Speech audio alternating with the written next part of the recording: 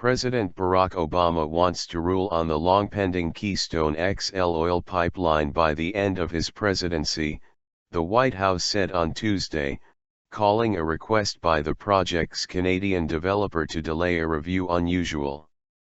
Obama, who has increasingly focused on environmental issues as his presidency nears its final year, plans to decide on TransCanada Corp's pipeline before he leaves office in 2017, White House spokesman Josh Earnest told reporters. The president has increasingly signaled the $8 billion pipeline may not be approved. Obama is concerned the method used to extract oil in Canada would be extraordinarily dirty, a description the Canadian government has argued is unfair. He also said that the pipeline would not be approved if it mostly benefited Canadian companies and would contribute to climate change.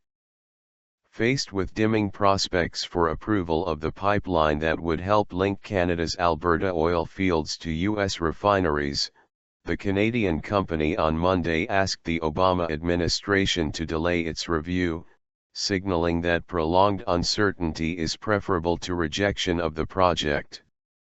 The request seems unusual, Earnest said, as the process has already taken more than 7 years.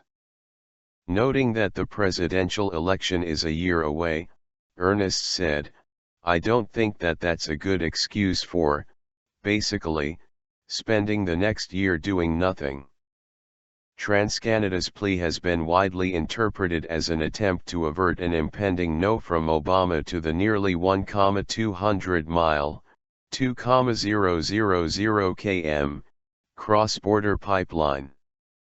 It would carry 830,000 barrels a day of mostly Canadian oil sands crude through Nebraska en route to refineries and ports along the U.S. Gulf Coast. TransCanada, which reported a better-than-expected quarterly profit on Tuesday, said it is pushing to develop Energy East, an alternative to Keystone XL. The company's earnings rose 32% in the third quarter, helped by a stronger U.S. dollar. Its shares were up 0.5% to 44 Cordobas and 44 centavos.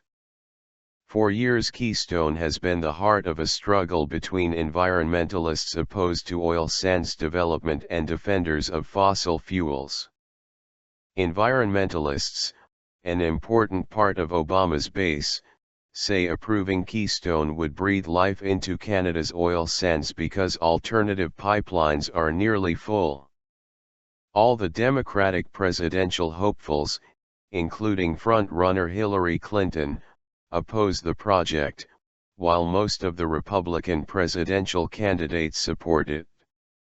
The State Department, which is considering the project because it crosses the border with Canada, said it is in the process of responding to TransCanada but had no estimate of how long it would take.